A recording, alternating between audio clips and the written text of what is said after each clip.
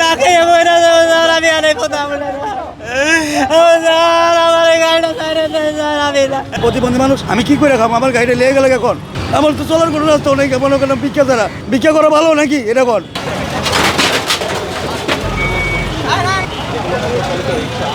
গাড়িটা আমি আর কোনো দিন এদিকে বললো স্যার, আমার পোলা মাছ না খেয়ে মরে যাবো স্যার, আমি আর এই কথা বলে না স্যার, আমার এই গাড়িটা ছাড়ে দেন স্যার, আমি না।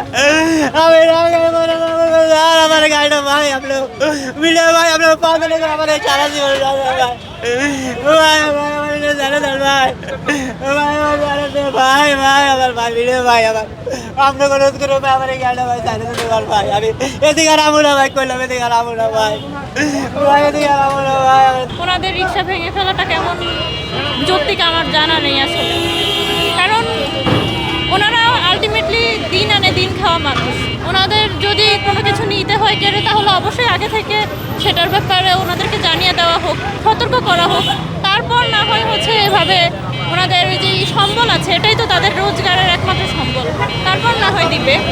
এভাবে হুট করে তো কোনো কিছু সিস্টেম না। আমি জানি না আসলে আগে কিছু বলা হয়েছে কি হয় নাই, বাট আমার কাছে এটা সিস্টেমটা মোটেও ভালো লাগে না। আর আমারও হয়রানি হচ্ছে, যেমন আমার মা আইসিইউতে, আমার যেতে হবে, আমার মা আইসিইউতে ভর্তি, আমার হচ্ছে তাড়াতাড়ি যেতে হবে। এখন আমি মাঝ রাস্তায় থেকে কীভাবে যাব?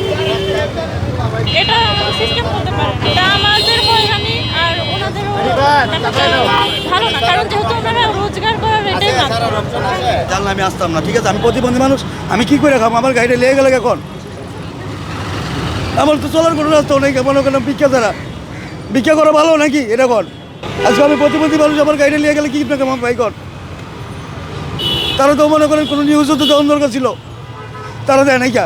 এখন আপনি যদি এটার আসলে সমস্যাই অনেক, কারণ সাধারণ নাগরিক হিসাবে এটার যে ভয়াবহ ক্ষতিটা এখন বা 6 মাস পরে বা 2 বছর পরে আমরা পাবো, তার চাইতে এটা ধ্বংস করে দেওয়াই উত্তম।